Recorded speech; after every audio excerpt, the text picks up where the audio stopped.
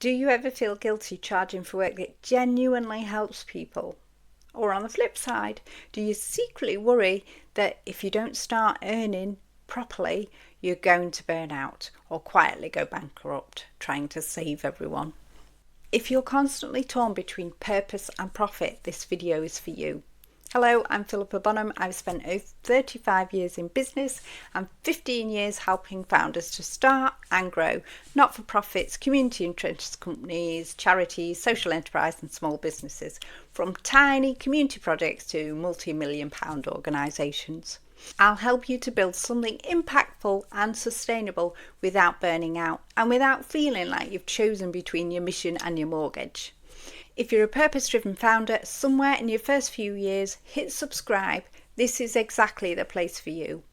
One of the biggest myths I see, especially in the not-for-profit and small business world, is this idea that you have to choose. Either you're the good person who helps people, who keeps things cheap and quietly struggles, or you're the person who wants to earn lots of money and doesn't always get a great rep. I see not-for-profit founders who feel guilty about taking a salary. I know business owners who feel like they are ridiculed for doing well and earning money. The truth is, you don't build a better world by burning yourself out and feeling permanently skint. In this video, I want to give you a simple way to think about purpose and profit and some practical steps to find a balance that works in real life. When I work with founders, I talk about the 3 circles. So the purpose, that's the change you want to see in the world. The profit and the financial health, the money side, the income, the wages, the stability, the reserves. And I talk about personal well-being. So picture these 3 circles: purpose, profit, personal well-being.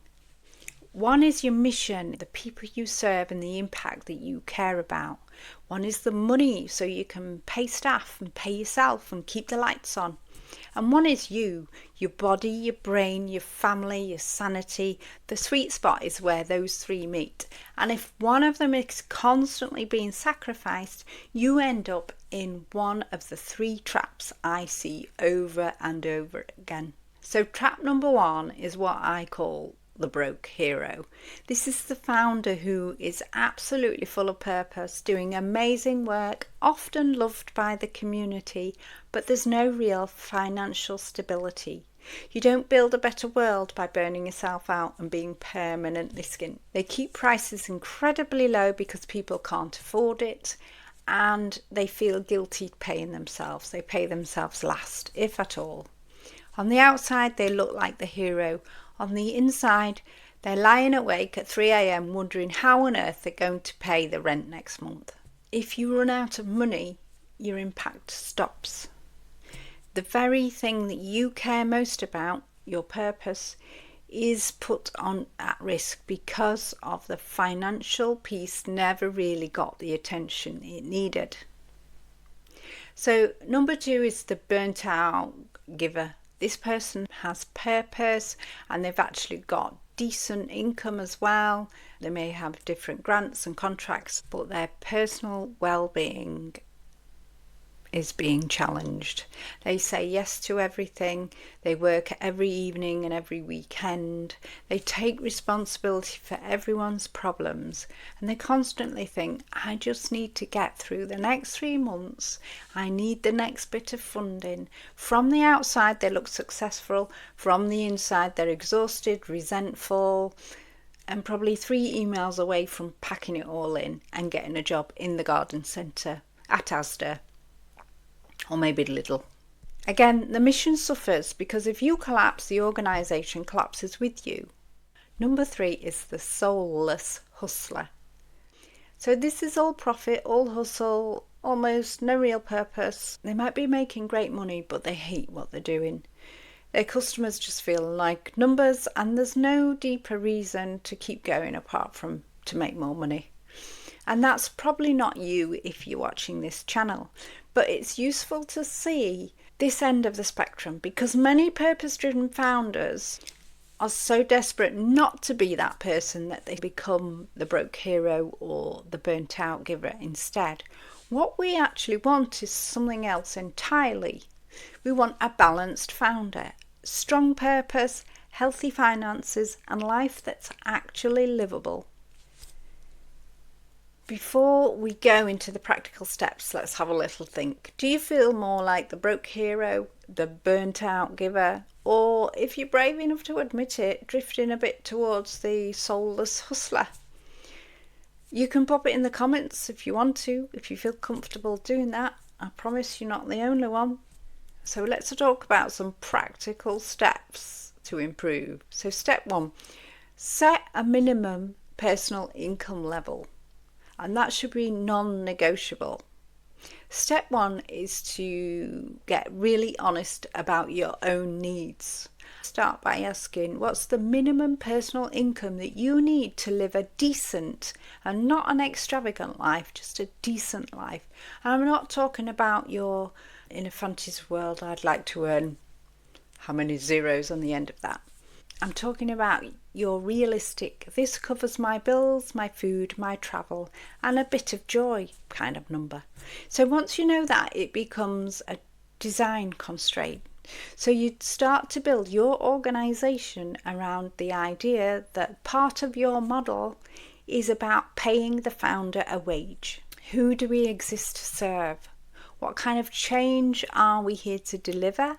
What will we not do, even if someone waves money at us? So, for example, if you're a community interest company delivering youth projects, so you work with 11 to 18-year-olds in your local area and helping with confidence, creativity, and you would refuse, or you should refuse, to be an event management company just because someone will pay for you to do that project.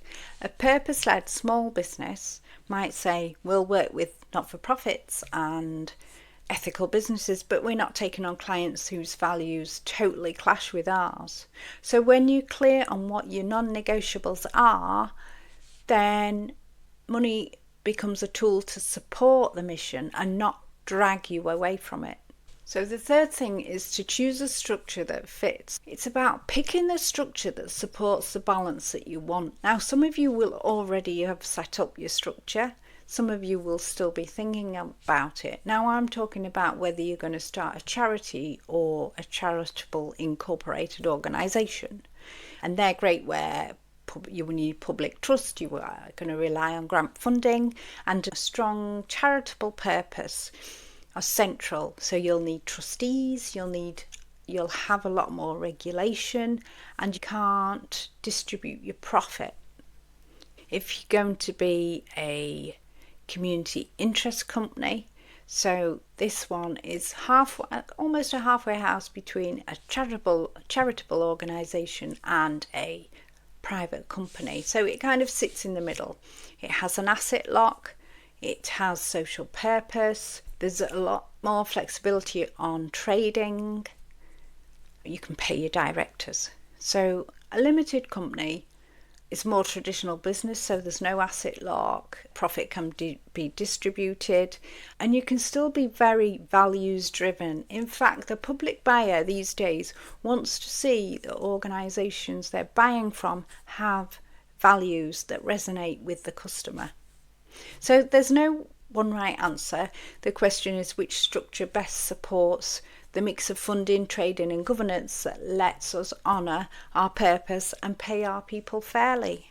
If you want more on this, I've got other videos on my Mastering Not-for-Profit Launch and Grow course, which goes into all this in much more depth. Step 4 is where it gets really practical. So designing a model so profit and purpose actually play nicely together. So that might look like using grant funding to subsidise free or low cost sessions for people who genuinely can't pay, and at the same time charging realistic fees to institutions or corporations or those who can afford it.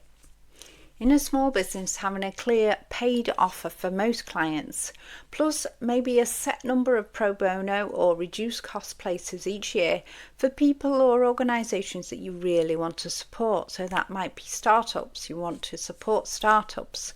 so you'll do a reduced costs percentage. The point is, it's designed, it's not random. So you're not saying yes to everything and you're not hoping that the numbers magically work. You're saying, here's how our paid work and our funded work combine. Step 5 is to check in regularly. Once a quarter, ask yourself 3 questions. Purpose: are we still doing the work we set out to do, or have we drifted? Profit: finances: are we covering costs, paying people fairly and building some stability, or are we sliding into broke hero again? Personal wellbeing: how am I actually doing? Am I exhausted, resentful, or quietly thriving? If one of those feels out of balance, that's your gentle nudge that something needs adjusting: pricing, offers, boundaries, structure, or how much you personally take on. So bring this all together. Purpose without money leads to the broke hero. Impact on the outside, panic on the inside. Purpose and money without well-being leads to the burnt out giver. Successful on paper, exhausted in real life. Money without purpose leads to the soulless hustler, which is probably not why you started this journey. What we're aiming for is a balanced founder, a clear purpose, healthy finances, and a life you actually want to live. So right now, do you feel more like the broke hero, the burnt out giver, or the balanced founder? And what's one change you'd like to make this year? I read all the comments and your answers help me to shape future videos. So thank you for watching, and I'll see you in the next one.